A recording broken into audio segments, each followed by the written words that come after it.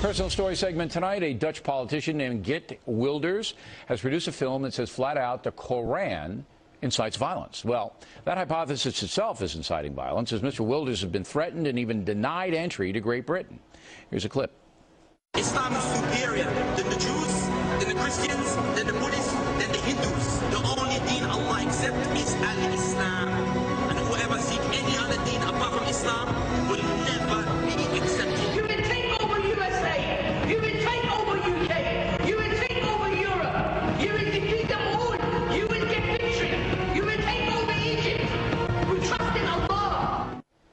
With us now is Geert Wilders. See, USA, much more open-minded country than Great Britain, isn't it? You're here. You didn't get hassled, did you? No, not at all. All right, you're here on the biggest cable show in the country. Well, you are a country that, fortunately, unlike the British, is still very fond of free speech. I didn't like that. You know, I love Great Britain. I'm going there in May, and I studied there for a year. I didn't like the fact they didn't let you in. I thought that was wrong. I didn't like it either. I mean, even if you disagree with somebody, please give them the room to speak and use your freedom of speech. But they're afraid. You know they're afraid. They are afraid. They're scared. And they are not only afraid, but they were threatened with 10,000 Muslims. Of course. But you were threatened. How many times have you been threatened? 5,000? I mean, you know. I don't know. And one of your countrymen got killed in the Netherlands. And I'm for 4.5 years now under 24-hour police protection. I lived with my wife so that's what it's all in about. Jails, in prison cells, and whatever. But still, I'm a fighter, and I'm fighting for freedom of speech. I got to challenge you on this thing. Sure. It's 15 minutes, okay? And you got nuts like you showed here. You know Bill Maher is? Bill Maher is an American comedian. He did a documentary film called Ridiculous Religion or something like that. I was even in that film. Okay. Now, anybody can make a 15-minute film about religion and make it like it's crazy and, you know, get those guys. You could do that on Christianity, Judaism, Buddhism, whatever. Couldn't you? No, not a movie like that. I mean, for instance, if you look at terroristic acts, of course it would be crazy to state that all Muslims are terrorists, because they are not. But almost all terrorists, unfortunately, are Muslims. So it would have been impossible to use. I didn't use actors in the film. I used real images combined with certain verses from certain surahs, and it would have been impossible to make that kind of movie about Christianity.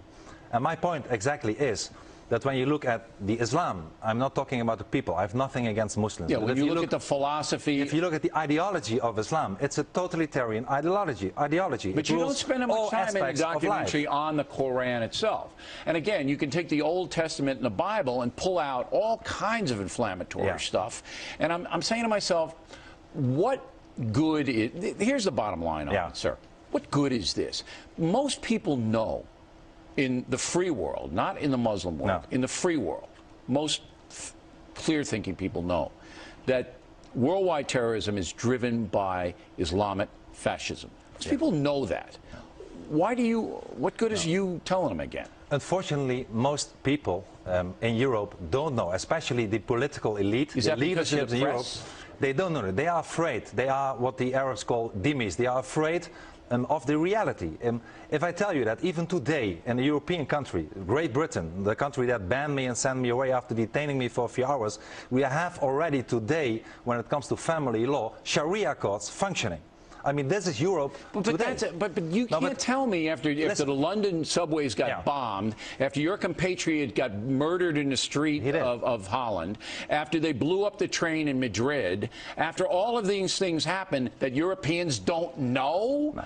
They don't know? The European they're people... They're afraid. They're cowards. They are big, fat cowards. Okay, so this isn't going to change that. But the political elite is not acting. What we should do, we should be more proud of our own identity. We should be more proud of our values that are based on Christianity, so what do you do? on Judaism. Do you throw the Muslims out of Holland? I will not throw anybody out. Because you got a big problem over there, don't you? What I wanted to say is that the first thing we should do in Europe is to stop the immigration from Muslim countries.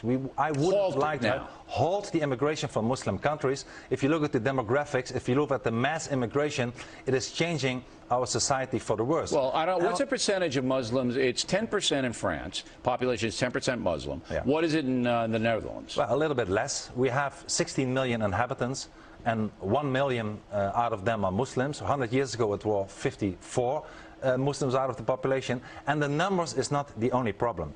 The fact is that at the end of the day, we will lose our freedom, because Islam wants nothing else than to submit other people. They are not in our societies to integrate. Now, do they call you a racist like they call me here? Well, you know, they do, but it's very easy that if somebody is not playing the political correct tune to label him a racist or xenophobe, I am not. My party today represents the second biggest party in the polls in the Netherlands. Why? Those people are not racist. Those people are proud on their own Christian identity. They don't want the Netherlands to become an Islamic country. You wouldn't throw them out, but you'd stop the migration. I would stop the migration. I would not throw anybody out, except if they commit violent crimes. Of course, then we can say, well, you are not welcome anymore in this country. And this is really the first thing we should do.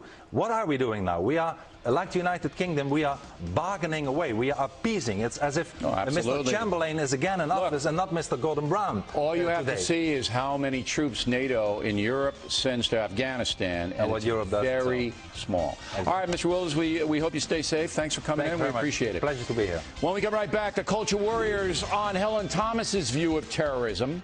And also ahead, gay marriage, the big winner in the Best Actor category last night. Reality Check has the behind-the-scenes story after these messages.